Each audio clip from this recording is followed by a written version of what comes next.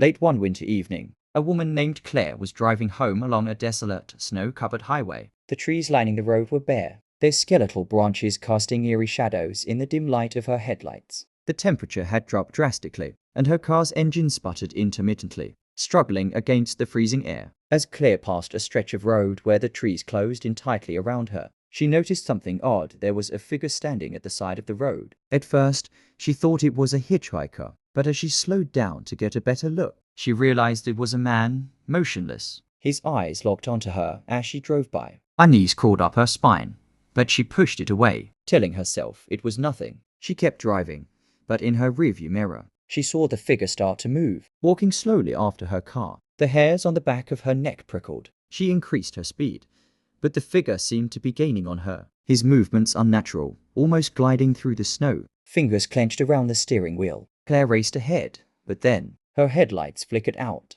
The car coasted to a stop. Panic surged within her. She tried to start the engine, but it was dead. The only sound she could hear was the faint, steady crunch of footsteps in the snow behind her. She looked in the rearview mirror again. There was no one there, just darkness. Heart pounding, Claire grabbed her phone, but it had no signal. As she frantically searched for another way out, the air grew colder, and the door handle began to jostle. She looked out the window. The figure was standing right outside, his face just inches from the glass. His mouth moved, but no sound reached her ears. In a fit of terror, she yanked open the door and ran into the woods, ignoring the numbness spreading in her legs from the cold. When she finally collapsed, exhausted and out of breath, she looked up to find herself surrounded by an impenetrable silence. There were no footsteps, no sign of the man, nothing. But just before her vision blurred, she saw it on a nearby tree, carved deep into the bark.